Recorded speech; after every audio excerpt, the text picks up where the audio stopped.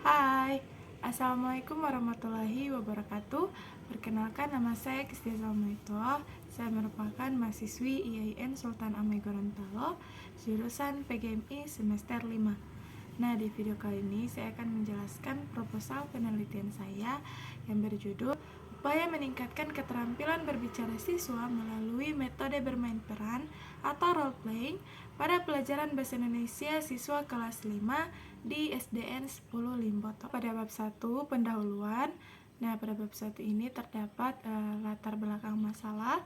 Nah, dalam latar belakang masalah, yakni dalam observasi awal yang dilakukan oleh saya di kelas 5 SDN 10 Limboto, bahwa pada pelajaran Bahasa Indonesia dalam aspek berbicara itu masih kurang maksimal karena pemilihan kata yang siswa gunakan itu menjadi sangat sedikit dan membuat pembicaraan itu terasa bosan untuk didengarkan.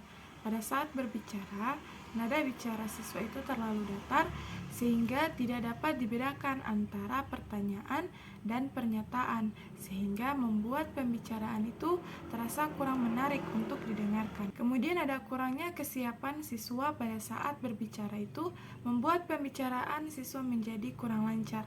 Nah, ketidaklancaran di sini adalah ada siswa yang terlalu cepat berbicara di depan temannya sehingga membuat siswa lain itu yang mendengarnya sulit untuk memahami isi dari pembicaraan tersebut.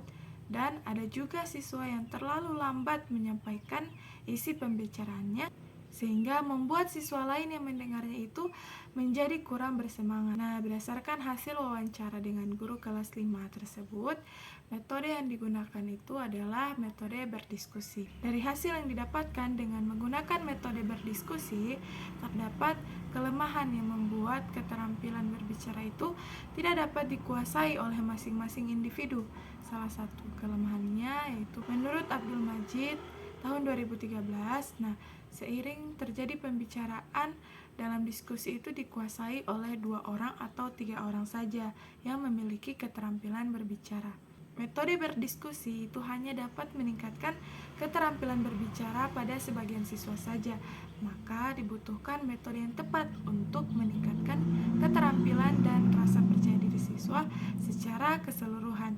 Nah, salah satu metode yang dapat digunakan itu adalah metode bermain peran. Kemudian yang kedua ada diagnosis masalah. Berdasarkan latar belakang masalah di atas tadi, maka peneliti itu mengidentifikasi bahwa masih terdapat beberapa siswa yang rendahnya keterampilan berbicara sehingga mengakibatkan kesulitan untuk tampil di depan umum. Kemudian yang ketiga itu ada rumusan masalah. Nah, berdasarkan latar belakang masalah di atas, maka dapat dirumuskan masalah, yaitu yang pertama, apakah metode bermain peran role playing itu dapat meningkatkan keterampilan berbicara pada pelajaran Bahasa Indonesia siswa kelas 5 SDN 10 Limboto.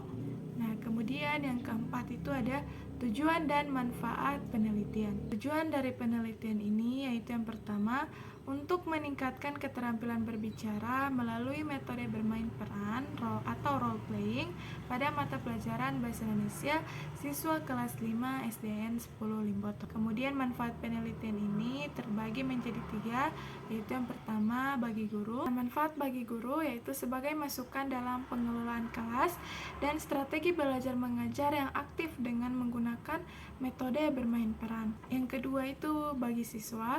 Nah, manfaatnya bagi siswa itu memperoleh pembelajaran Bahasa Indonesia yang menyenangkan karena metode baru dan diharapkan itu dapat meningkatkan keterampilan komunikasi yang baik serta meningkatkan rasa percaya diri, meningkatkan prestasi akademik, pengembangan keterampilan sosial, persiapan untuk dunia kerja, dan peningkatan kesejahteraan psikologis siswa.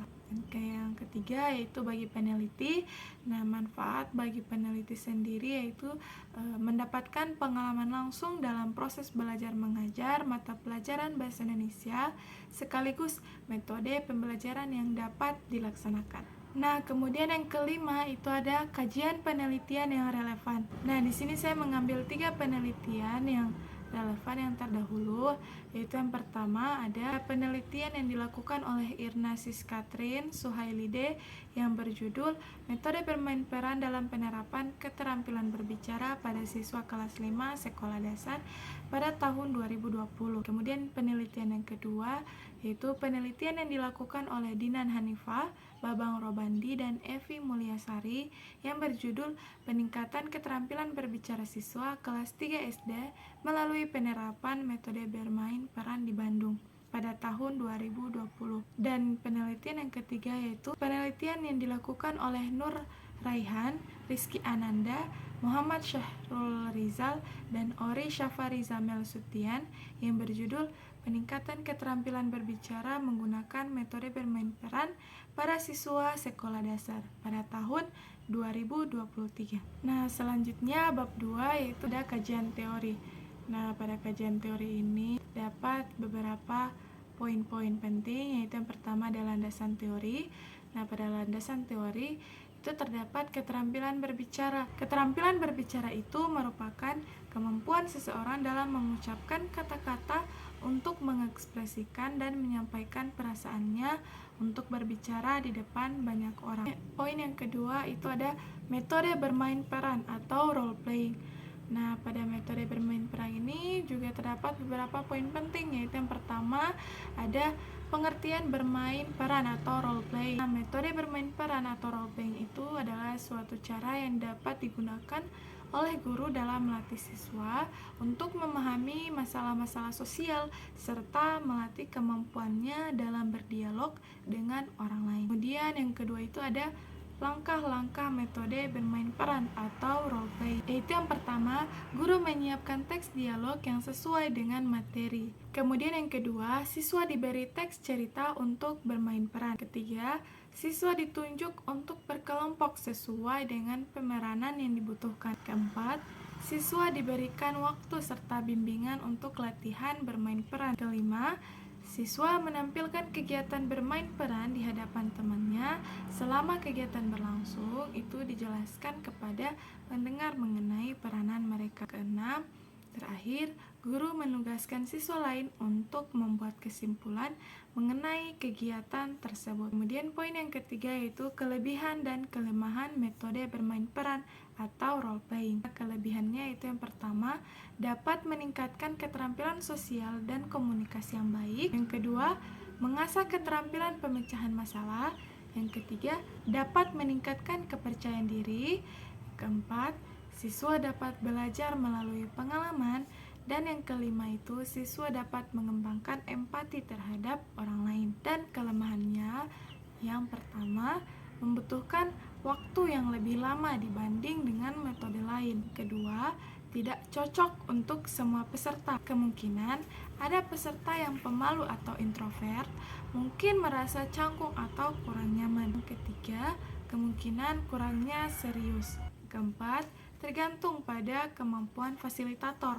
Fasilitator yang kurang berpengalaman itu dapat membuat sesi membosankan. Nah, kemudian poin selanjutnya itu rancangan pemecahan masalah. Berdasarkan data observasi yang peneliti dapat, siswa kelas 5 SDN 10 Limboto itu masih terdapat siswa kesulitan berbicara. Nah, pemecahan masalah yang peneliti lakukan yaitu dengan menggunakan metode bermain peran atau role playing, yaitu salah satu model pembelajaran yang dapat dilakukan pada proses pembelajaran. Nah, kemudian pada bab 3 yaitu metode penelitian. Pada metode penelitian ini terdapat beberapa poin-poin penting, yaitu poin pertama yaitu ada jenis penelitian. Nah, metode yang digunakan dalam penelitian ini adalah metode penelitian tindakan kelas atau PTK. Penelitian ini dilakukan dalam 2 siklus.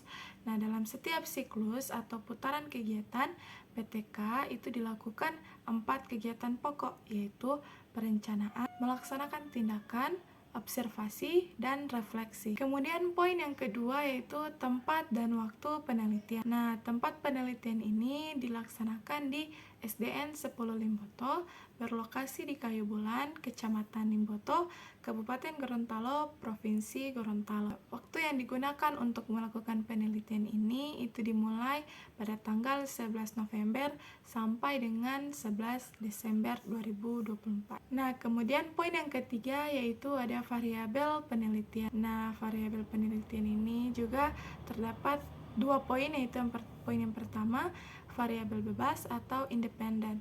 Nah, variabel bebas itu adalah variabel yang memengaruhi hasil atau perubahan dalam penelitian.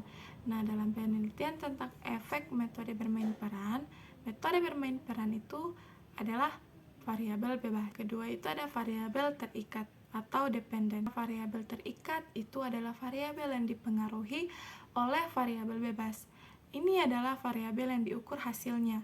Hasilnya adalah keterampilan komunikasi peserta setelah bermain peran. Kemudian ada poin yang keempat yaitu prosedur penelitian. Penelitian tindakan kelas itu dilakukan selama 2 siklus, di mana setiap siklus itu terdiri dari 4 tahap kegiatan, yaitu yang sudah saya jelaskan tadi, perencanaan, pelaksanaan, pengamatan, dan refleksi. Nah, langkah-langkah penelitiannya itu sebagai berikut. Pertama, ada siklus 1.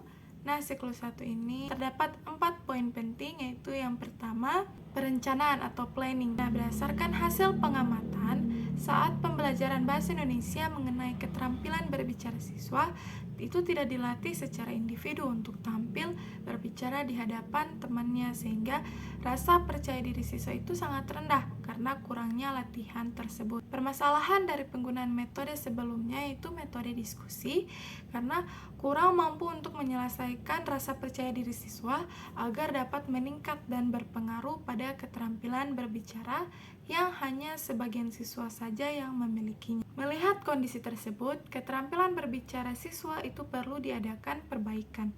Salah satu langkah dalam membenahi kurangnya keterampilan berbicara adalah penggunaan metode pembelajaran yang tepat, sehingga dapat menghasilkan tujuan pembelajaran yang diharapkan.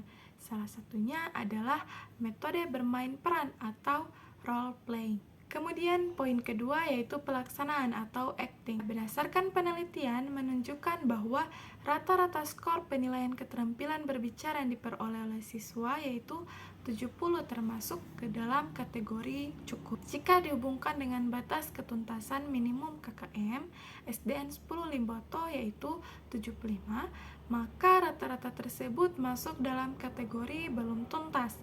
Namun secara persentase ketuntasan masuk dalam kategori tuntas dengan hasil 75%. Dengan batas ketuntasan yang sudah ditentukan yaitu 75, apabila dirinci, dapat terlihat 10 siswa mendapat skor di atas KKM dengan skor yang tertinggi 87 dan 15 siswa mendapat skor di bawah KKM dengan nilai terendah 40. Poin yang ketiga yaitu pengamatan atau observasi. Berdasarkan hasil observasi keterampilan berbicara siswa, diperoleh nilai rata-rata 70, serta pencapaian ketuntasan memperoleh nilai 75%. Terdapat 10 siswa dari 25 siswa yang mendapatkan nilai di atas KKM, sisanya itu mendapatkan skor di bawah KKM. Perolehan masing-masing indikator mendapat rata-rata. Indikator 1 mendapat rata-rata 67 siswa dengan kategori cukup. Indikator 2 mendapat rata-rata 67 dengan kategori cukup. Indikator 3 mendapat rata-rata 72 dengan kategori baik. Indikator 4 mendapat rata-rata 72 dengan kategori baik. Indikator 5 mendapatkan rata-rata 73 dengan kategori baik pula. Nah, dari kelima indikator tersebut yang mendapat kategori cukup yaitu indikator 1 dan indikator 2 dengan rincian 9 siswa mendapatkan kriteria yang kurang jelas dalam mengucapkan bunyi vokal dan konsonan, dan 6 siswa mendapatkan kriteria kurang baik dalam menggunakan intonasi pada saat berbicara. Dan poin yang keempat yaitu refleksi atau reflecting. Jadi pada siklus 1 keterampilan berbicara siswa di SDN 10 Limboto itu masih belum mencapai nilai rata-rata yang sudah ditentukan oleh pihak sekolah. Kedua, ada siklus 2. Berdasarkan refleksi dari siklus pertama, maka pembelajaran dapat diperbaiki dan dikembangkan pada siklus kedua. Nah, dalam pelaksanaan siklus 2 itu tahapan yang dilakukan sama dengan siklus yang pertama, yaitu tahap perencanaan, pelaksanaan, pengamatan, dan refleksi. Poin yang kelima itu sumber data. Dalam penelitian ini ada 2 sumber data yang digunakan, yaitu yang pertama sumber data primer. Data primer itu yang dimaksud berupa hasil tes siswa pada tes kemampuan awal, siklus 1 dan siklus 2, dan hasil observasi aktivitas siswa dalam proses pembelajaran. Kemudian yang kedua, sumber data sekunder. Nah, sumber data yang diperoleh secara tidak langsung dari objek peneliti atau data yang diperoleh melalui media perantara atau dari pihak ketiga secara tertulis sebagai bahan pendukung peneliti, yaitu berupa dokumen, catatan, atau laporan. Poin yang keenam yaitu teknik pengumpulan data. Dalam penelitian ini, metode yang digunakan adalah yang pertama itu tes, kedua ada observasi. Poin ketujuh yaitu teknik analisis data. Nah, data dalam penelitian ini diperoleh melalui tes dan observasi pembelajaran untuk mengukur keterampilan berbicara berfokus pada mata pelajaran Bahasa Indonesia kelas 5 di SDN 10 Limboto. Analisis data ini menggunakan analisis data kuantitatif dan kualitatif. Poin yang ke-8 ada indikator keberhasilan. Nah, kriteria dari keberhasilan pada penelitian tindakan kelas ini adalah kriteria keberhasilan dalam penggunaan metode bermain peran atau role playing untuk meningkatkan keterampilan berbicara siswa kelas 5 di SDN 10 Limboto. Nah, keterampilan berbicara ini dikatakan berhasil jika setiap siklus mengalami peningkatan yang signifikan dan tingkat prestasi belajar naik di atas KKM. Penelitian ini dikatakan berhasil apabila 85% siswa memperoleh nilai di atas KKM, yaitu 75 sesuai dengan KKM yang ditentukan di SDN 10 Limboto. Baik, mungkin itu saja pemaparan proposal penelitian saya. Lebih dan kurangnya saya mohon maaf. Terima kasih. Wassalamualaikum warahmatullahi wabarakatuh. Sampai jumpa.